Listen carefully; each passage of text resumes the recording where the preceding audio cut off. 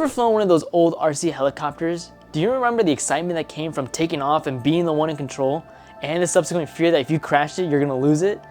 Well, DJI's Mini 4K brings back all those old feelings in the best possible way. Being able to witness the landscapes around you without all the bars of entry, it's an incredibly liberating experience. It's taking the camera beyond your reach. It's taking the shot you thought you could never take. And it is why I quickly fell in love with aerial cinematography. I was acquainted with DJI's Mini 4K back in 2024 as a high school graduation gift. My brother previously owned one, but unfortunately he had lost it, and from it all I inherited his accessories and the means to start leveraging and developing my piloting skills. However, I wouldn't do that for a while. I left the drone in the safety of its packaging along with the company of its accessories for a long time, out of fear of that if I fly this thing I might break it and never get it back, like I had done before with the other RC planes I had before it. However, it wasn't until my brother took the drone and I out to go film a short real estate video that I quickly learned how amazing this drone can be. DJI Mini 4K, along with the other mini models including the Neo series, all fall short of that 250-gram weight class limit to register your drone. And at first I thought this was amazing. In fact, I still think that is amazing that anyone without any piloting experience can pick up this drone and start learning immediately. However, don't think the need to not register your drone exempts you from all the other rules and regulations when it comes to flying. The DJI Fly app does a pretty good job telling you where you can and can't fly and where you might find manned aircrafts. However, what the app cannot prevent you from doing is infringing on public safety, such as flying over people without prop guards or even flying at night without anti-collision lights. My biggest advice for anyone flying the DJI Mini 4K is that ignorance can still be a liability. I admit when I first saw that this drone didn't need to be registered, I didn't bother on reading up any rules. I just started flying and learning immediately.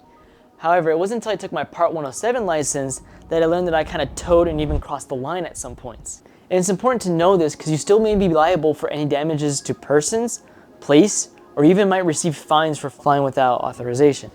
To make sure you're not infringing upon any rules and regulations, it's nice to run down the 3 P's, and what they are is people, place, and purpose.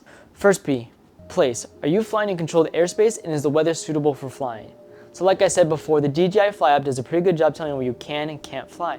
However, it is up to you as the pilot to determine if the weather is suitable for flying.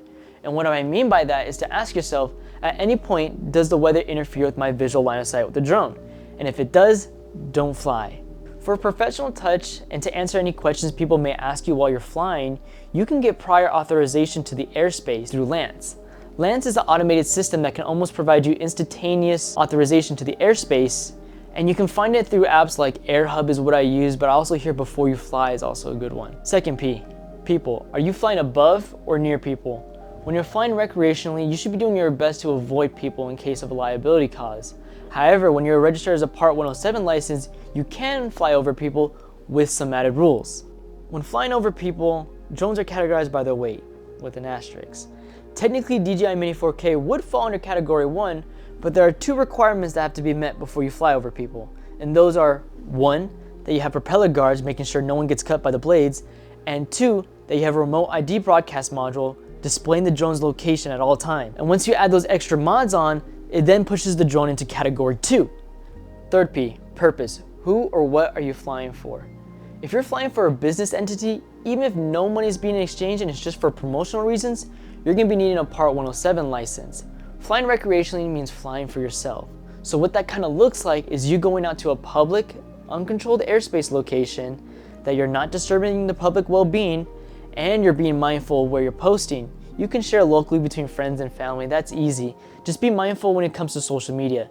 If you're posting on an account that's getting monetized, that technically falls under commercial purposes and you'd be needing a Part 107 license. But if you're posting without monetization, you're free to go there. To avoid breaking any rules and regulations when flying recreationally, ask yourself these 3 questions. Where am I flying and is the weather good enough for flying? Am I flying above or near people? And what's the purpose of my flight? And if you can answer those 3 questions with, I'm in public uncontrolled airspace and the weather does not compromise my visual line of sight with the drone, I will not be flying above or near people, and the purpose of my flight is to improve my piloting skills and I will not be posting for monetization, then you can fly knowing that you're not breaking any rules that the DJI app isn't telling you. Now that we're done with the pre-flight checklist, how does it fly? The DJI Mini 4K is a lightweight powerhouse that perfectly introduces you into the features of modern-day drone operation, all within a $300 package. It's an entry-level drone that's going to grow with you as you learn. As the name implies, the camera is very much suitable for hobbyist needs. It can do 4K 24 frames to get that cinematic resolution, or looking to do reframing or cropping in post. It can also do at 1080p 120 frames per second to really slow down your footage, or it can do intermediately 60 frames per second to really get crisp movements.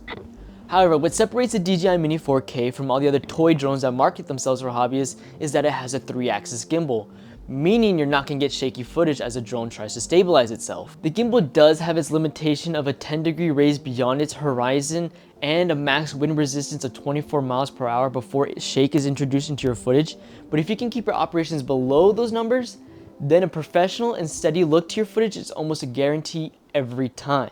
Keep in mind, even with the gimbal, the quality of your footage is only going to be as good as your piloting skills. So how does it feel to control? I was told that early on that flying a drone was exactly like playing a video game, just with a different button layout. And at first I didn't believe them until I tried it. And they were right. It plays exactly like a video game, except slightly configured differently to include a dial for gimbal control. You still have your joysticks for move and to look, but your vertical alignment is controlled by the dial. The only real learning curve that comes from the transition from video games to drone operation was learning to be more deliberate in your camera movements. In a video game, you're witnessing the game through the camera, but you have to switch from that mindset the same way someone might have to switch from vlogging to cinematography. You have to be more deliberate on the perspective that you're applying versus just catching the information. To further highlight this shift, it's like moving from gameplay to a video game trailer. And as an avid gamer, I kind of look at video game trailers for inspiration, particularly The Legend of Zelda Breath of the Wild. In case you couldn't tell by all the merchandise I have in and out of the frame, I'm a huge Zelda fan.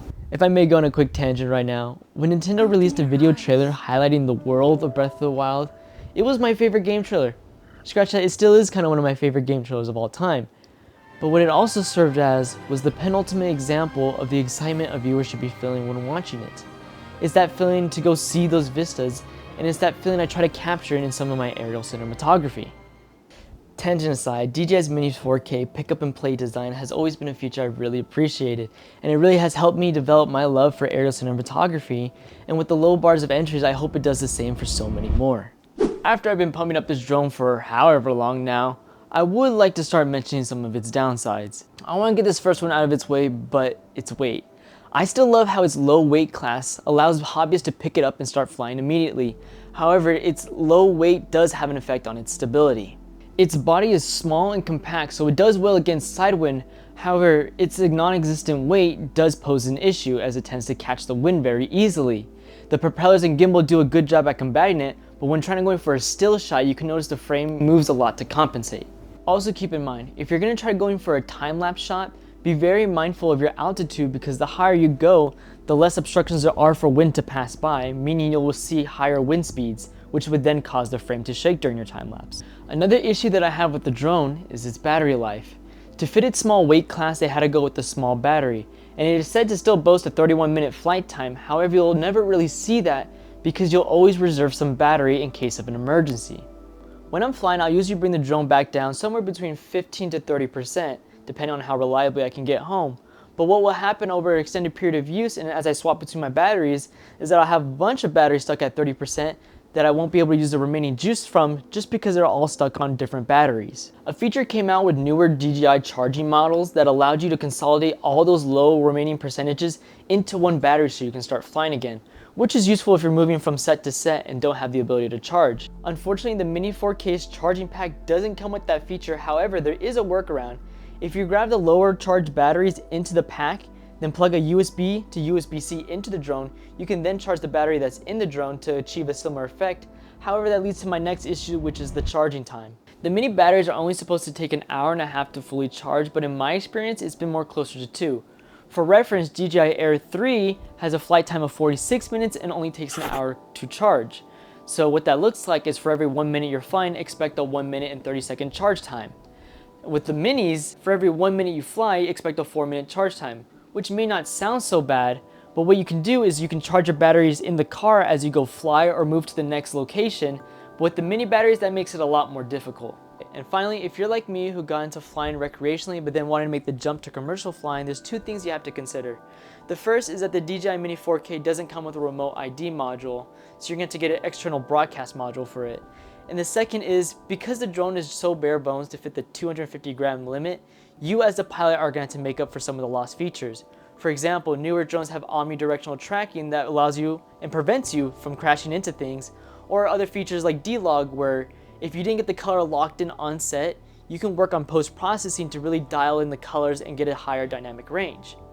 And it is every videographer's worst nightmare when working with a client that you record something, look at the footage, realize something wasn't quite right, and then have to go ask the client again for a reshoot. In the end, I still love this drone. I couldn't ask for any other beginner drone to get me involved with aerial cinematography, and at such an economical price. Even though I didn't cover all the features of the Mini 4K, I hope I highlighted the main ones that really define its identity. And despite being a beginner drone, it sure doesn't feel like one. I hope this video was informative to you, and if not, I at least hope it was entertaining. Thanks for flying with me, and I'll see you next time.